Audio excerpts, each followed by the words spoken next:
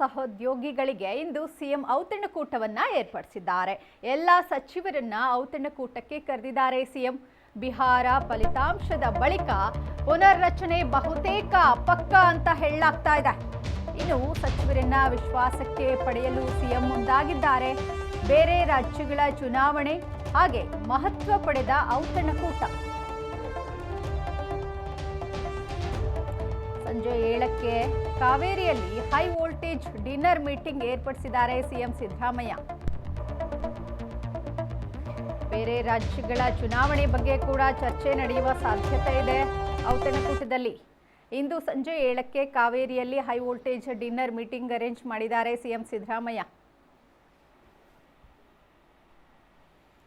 ಸಂಪುಟದಿಂದ ಕೈಬಿಡುವ ಬಗ್ಗೆ ಮನವರಿಕೆ ಮಾಡಿಕೊಡಲು ಔತಣಕೂಟವನ್ನ ಏರ್ಪಡಿಸಿದ್ದಾರೆ ಅಂತ. ಈಗ ಕಾಂಗ್ರೆಸ್ ಸರ್ಕಾರದಲ್ಲಿ ನವೆಂಬರ್ ಕ್ರಾಂತಿ ಬಗ್ಗೆ ಕೇಳಿ ಬರ್ತಾ ಇದೆ. ಆದ್ರೆ ದಿಢೀರಂತ ಸಿಎಂ ಈಗ ಡಿನ್ನರ್ ಪಾರ್ಟಿ ಅರೇಂಜ್ ಮಾಡಿದ್ದಾರೆ.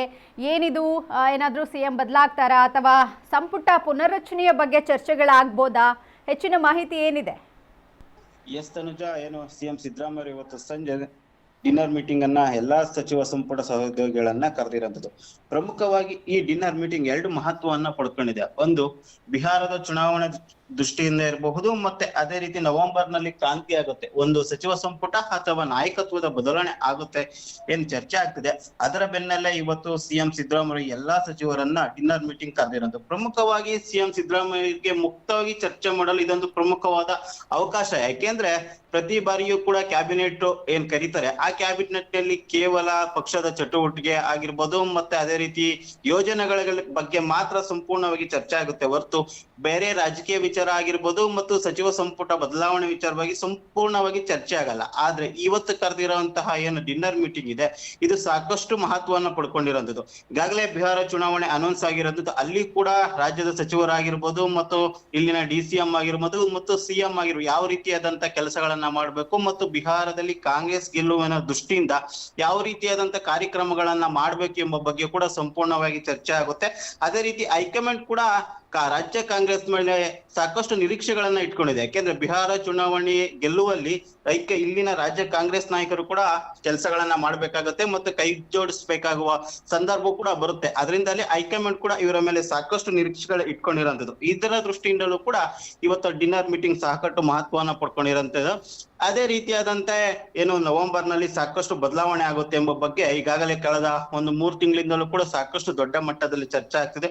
ಪ್ರಮುಖವಾಗಿ ಸಚಿವ ಸಂಪುಟದಲ್ಲಿ ಕೂಡ ಕೆಲ ಬದಲಾವಣೆ ಆಗುತ್ತೆ ಎಂಬುದು ಕೂಡ ಮುನ್ನೆಲೆಗೆ ಬಂದಿರೋ ವಿಚಾರ. ಅಂದ್ರೆ ಹಿರಿಯ ನಾಯಕ ಯಾರೆಲ್ಲ ಸಚಿವರಾಗಿದ್ದಾರೆ ಅವ್ರಿಗೆ ಕೊಟ್ಟು ಮುಂದಿನ ಯುವ ಪೀಳಿಗೆ ದೃಷ್ಟಿಯಿಂದ ಆಗಿರ್ಬೋದು ಮತ್ತು ಪಕ್ಷದ ನಾಯಕತ್ವ ಅದೇ ರೀತಿಯಾದಂತ ಮುಂದಿನ ಏನು ಪಕ್ಷದ ಹಿತದೃಷ್ಟಿಯಿಂದ ಯುವಕರಿಗೆ ಅವಕಾಶ ಕೊಡಬೇಕೆಂಬ ಬಗ್ಗೆಯೂ ಕೂಡ ದೊಡ್ಡ ಮಟ್ಟದ ಚರ್ಚೆ ಆಗುತ್ತೆ. ಅದರ ಬಗ್ಗೆ ಕೂಡ ಸಂಪೂರ್ಣವಾಗಿ ಚರ್ಚೆ ಆಗುವ ಸಾಧ್ಯತೆ ಇರುವಂತದ್ದು. ಇನ್ನೊಂದು CM ಬದಲಾವಣೆ, ಇದರ ಬಗ್ಗೆ ಕೂಡ ಚರ್ಚೆ ಆಗುತ್ತೆ ಎಂಬುದು ಕೂಡ ಚರ್ಚೆ ಆಗ್ತಿದೆ.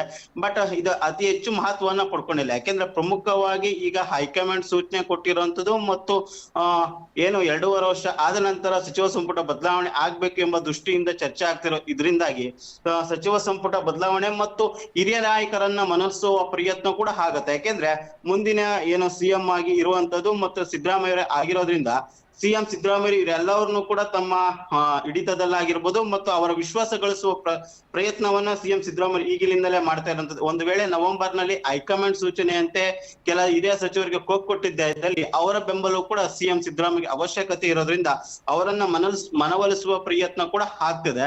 ಅದರಿಂದಾಗಿ ಎಲ್ಲಾ ಹಿರಿಯ ನಾಯಕರನ್ನ ಅಂದ್ರೆ ಇವತ್ತು ಸಚಿವರನ್ನ ಕರೆದು ಅವರ ಅಭಿಪ್ರಾಯಗಳನ್ನು ಕೂಡ ಸಂಗ್ರಹ ಆಗುತ್ತೆ.